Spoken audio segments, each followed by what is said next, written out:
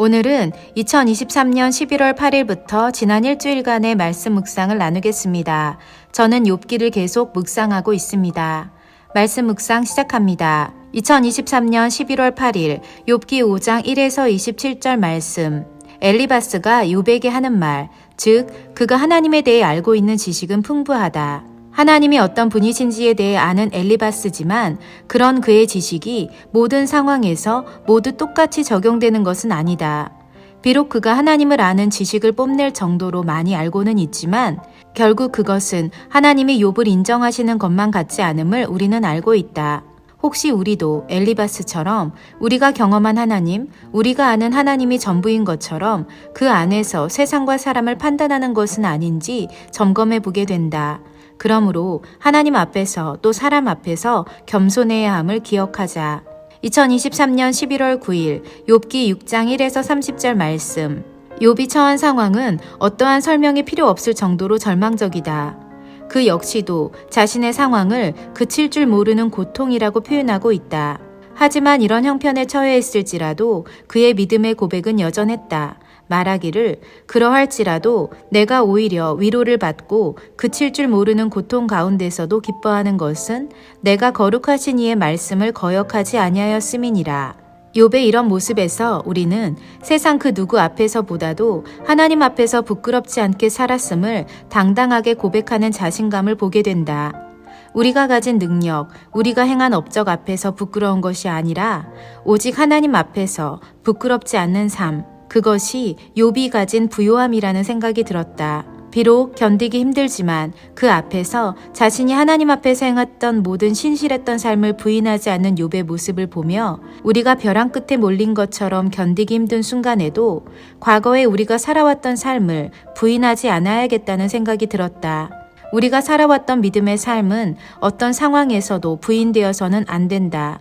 우리의 과거를 부정하지 않고 끝까지 인정하는 삶, 그러기 위해 부끄럽지 않는 삶을 살기를 다짐해 본다. 2023년 11월 10일 욥기 7장 1에서 21절 말씀. 욥이 얼마나 간절히 이 고통 속에서 벗어나고 싶었는지를 비유적으로 잘 표현한 것이 여기 있는 것 같다. 그는 이 땅에서 사는 인생들이 힘든 노동을 하며 살아가는 것을 생각하면서 종들이 힘든 일을 마친 저녁 시간을 기다리듯이 또 돈을 받고 일하는 품꾼이 그 삭슬 받기를 간절히 기다리는 것처럼 자신 역시도 그렇다고 말하고 있다. 그리고 자신의 처지가 자신에게 할당된 삶의 몫임을 또한 인정하고 있다.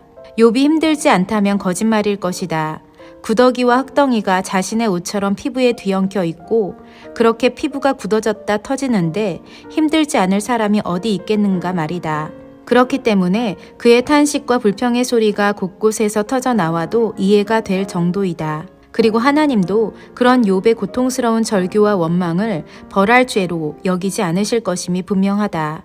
하나님에 대해 오해하지 않고 분명히 이해해야 할 것은 하나님을 향한 불평과 원망 섞인 말이 모두 다 하나님을 화나게 하지는 않는다는 사실이다. 하나님께 이해가 되어지는, 하나님께서도 안타깝게 여기시며 지켜보시는 절망의 상황도 있다는 것을 기억해야 할 것이다. 2023년 11월 11일 욥기 8장 1에서 22절 말씀.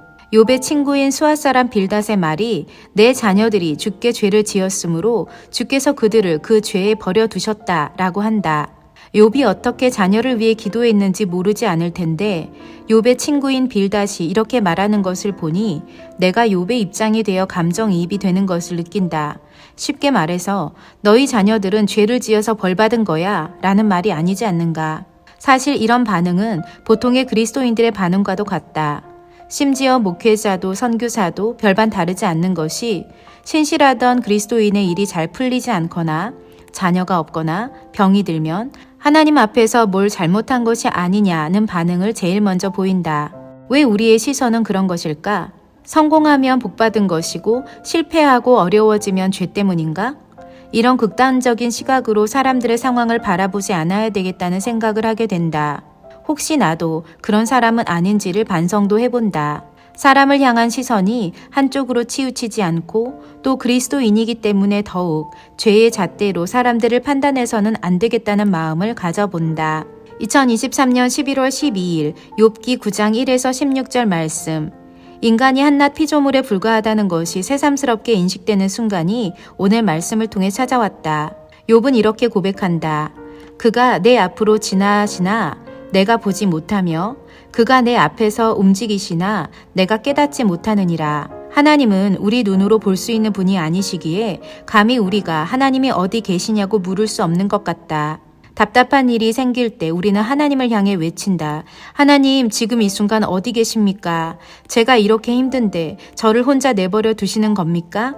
마치 욥과 같은 상황에 처했을 때 인간의 반응이 이런 것 같다. 하지만 이런 우리의 외침이 무익한 것은 하나님은 우리가 외치는 그 순간에도 우리와 함께 계신다는 사실 때문이다. 그분이 분명 우리 앞에 계시지만 우리가 보지 못하고 우리 앞에서 움직이며 일하고 계시지만 깨닫지 못하고 있는 것이다. 그러므로 다시 한번 상기시켜 본다. 믿음은 바라는 것들의 실상이요 보지 못하는 것들의 증거라는 말씀을 말이다. 그리고 지금 이렇게 말씀을 묵상하며 글을 쓰는 순간 내 책상 앞에 나를 지그시 바라보실 하나님을 그려보며 감사하게 된다. 마치 하나님께서 내 앞에 계신 것처럼 살아가야 하는 이유가 진짜 그렇기 때문이다 라는 사실을 잊지 말자.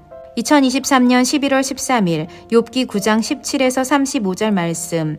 하나님의 주재권을 인정한다는 것은 이해되지 않은 상황에서도 그 일을 하나님의 뜻으로 이해하고 인정하는 것을 의미한다. 모든 것이 하나님의 통치 아래 있음을 또 그분이 다스리고 계심을 인정한다는 것이다. 심지어 우리가 사는 세상을 향해 세상이 왜 이럴까? 왜 이렇게 악할까? 라고 질문하는 그 순간에도 그 모든 상황의 주인은 하나님이실 것이다.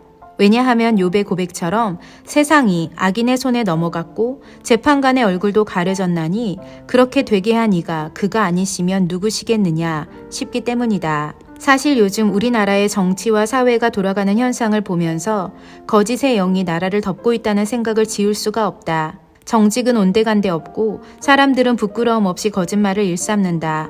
또 법과 정의가 지켜져야 하는 사회의 질서와 기강이 무너져 내리는 것을 보며 재판관의 눈과 귀가 가려져 있나 싶은 생각이 들기도 한다.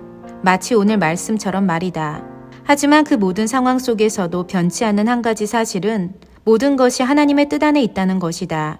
우리는 알 수도 없고 이해할 수도 없는 하나님의 계획과 뜻을 기대하며 악한 세상에서 온전한 믿음을 지켜 살아야 함을 고백한다. 선지자 하박국의 호소, 즉 주께서는 눈이 정결하심으로 악을 참아보지 못하시며 패역을 참아보지 못하시거늘 어찌하여 거짓된 자들을 방관하시며 악인이 자기보다 의로운 사람을 삼키는데도 잠잠하시나이까? 라고 호소하는 목소리가 우리의 목소리처럼 들리지만 그럼에도 불구하고 그 모든 상황 속에서 역사하시는 하나님의 주권을 인정하는 것, 그것이 우리가 해야 할 일임을 고백한다.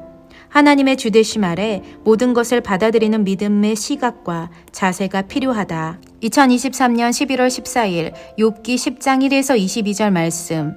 욥의 극한 고난을 문학적으로 표현하고 있는 시적 표현들이 오늘 말씀에 있는 것 같다.